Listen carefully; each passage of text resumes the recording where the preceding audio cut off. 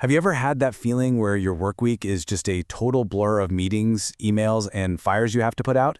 You know, where you feel like you're constantly reacting instead of actually acting? Well, you are definitely not alone. But what if I told you there's a way to stop being managed by your job and start, actually managing it? All right, let's get into how you can flip that script. Just look at this number for a second. 90%.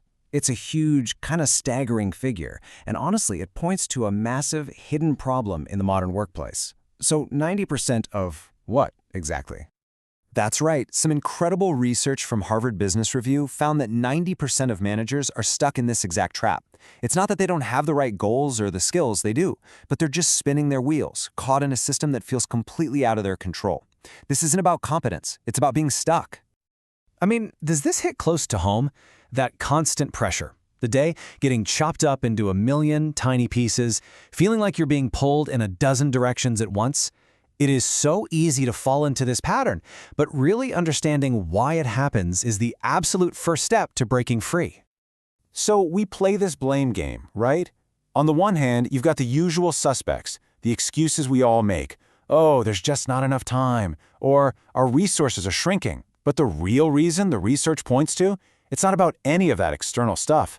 It's internal. It's this deep hesitation to just trust our own instincts and act on what we know is right.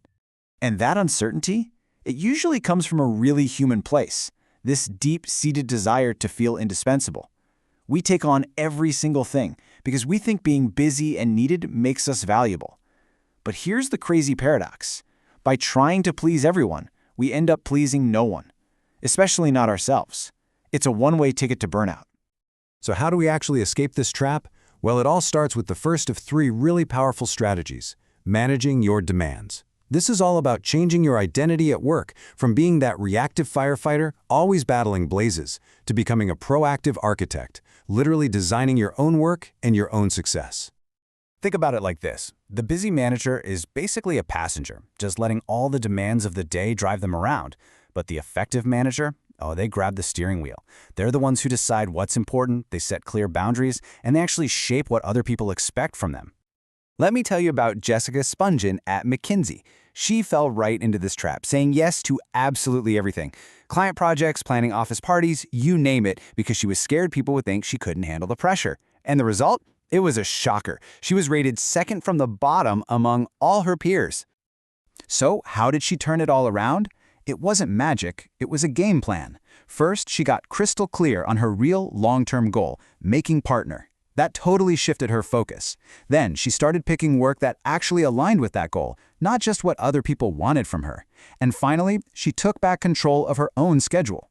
And here's the wild part, the big lesson she learned. She discovered this powerful irony that by actually slowing down and taking control, she sped up her progress toward the goals that really mattered. A year later, she was rated second from the top and made partner. Okay, so once you're managing your demands, what's next? That brings us to our second strategy, generating your resources. This is all about flipping the script in your head, from that can't-do mindset where all you see are limitations, to a can-do, here's-how mindset where you see possibilities. You know, a typical manager sees a brick wall and just stops. They accept it as the end of the road. But an effective manager, they're looking for a way over it, under it, or around it. They don't see constraints as final. They see them as puzzles that can be solved with a little creativity and some long-term planning. Take Thomas Sattelberger at Lufthansa. Talk about an impossible task. He wanted to build Germany's very first corporate university, but he had to do it during a massive, multi-year cost-cutting program where no was pretty much the default answer to everything. Sounds impossible, right? Well, he didn't just barge in and ask for the moon. He played the long game. First, he spent 2 whole years just fixing the broken HR department, building up a ton of credibility. Then, instead of pitching one giant expensive project, he got funding for smaller individual programs, the pillars of his university. And finally, when the time was perfect, he made his move. And this quote from the CEO just says it all. After 4 years of patient, strategic work, Sattelberger had earned the trust to make his big vision a reality. He didn't fight the constraints, he just cleverly and patiently worked his way around them. All right, this brings us to our third and final strategy, and this one is really next level, exploiting your alternatives.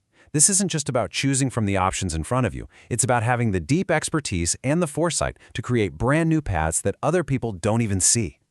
The average manager is kind of a one-trick pony. They've got plan A, and that's it. If it fails, the project's over. But the effective manager, they've already thought through plan B, plan C, and probably plan D. And that foresight comes from developing real expertise and always asking, okay, but what if? Imagine this. You're Dan Anderson at ConocoPhillips. Your entire plan to break into the Finnish market is hanging by a single thread, using some old fuel tanks. Then you get the call. The tanks are unusable. The project is dead. Game over. But not for Anderson. See, because he had planned ahead, he wasn't panicking. He just immediately activated Plan B, build a whole new facility from scratch.